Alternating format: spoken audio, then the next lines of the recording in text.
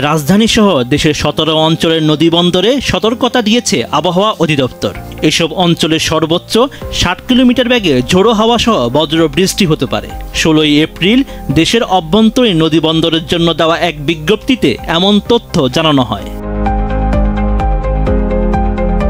এদিকে Bangladesh weather observation team জানিয়েছে 16 April রাত হতে পরবর্তী 4 দিন দেশের অনেক এলাকায় সক্রিয় হতে যাচ্ছে বৃষ্টি বলয়। এর ফলে ভারী বৃষ্টিপাত থেকে শুরু করে শিলাবৃষ্টি ও কালবৈশাখী ঝড় হওয়ার প্রবল শঙ্কা রয়েছে।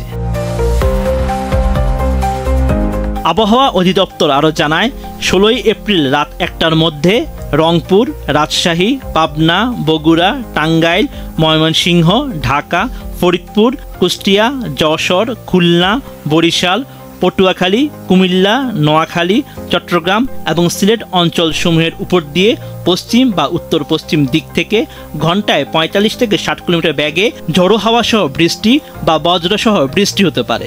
তাই এসব এলাকার নদীবন্দরগুলোকে 1 নম্বর সতর্ক সংকেত দেখাতে বলা হয়েছে। অপর এক বিজ্ঞপ্তিতে বলা হয়েছে পশ্চিমবঙ্গ ও তৎসংলগ্ন এলাকায় একটি লঘুচাপের বর্ধিতাংশ অবস্থান করছে। মৌসুমের স্বাভাবিক লঘুচাপ দক্ষিণ বঙ্গোপসাগরে অবস্থান করছে। এমন পরিস্থিতিতে আগামী 96 ঘন্টার মধ্যে দেশের বিভিন্ন অঞ্চলে দমকা হাওয়া সহ বজ্রবৃষ্টি ও বিক্ষিপ্তভাবে শিলাবৃষ্টি হওয়ার প্রবল শঙ্কা রয়েছে।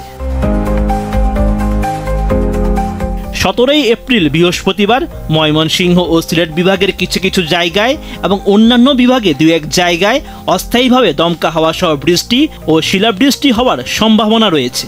এই দিন সারা দেশে দিনের তাপমাত্রা সামান্য কমলেও রাতের তাপমাত্রা প্রায় অপরিবর্তিত থাকতে পারে।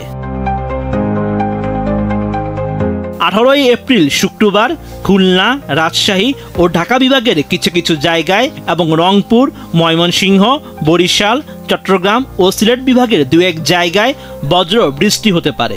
সেই সঙ্গে কোথাও কোথাও বিক্ষিপ্তভাবে শিলাবৃষ্টির শঙ্কা রয়েছে।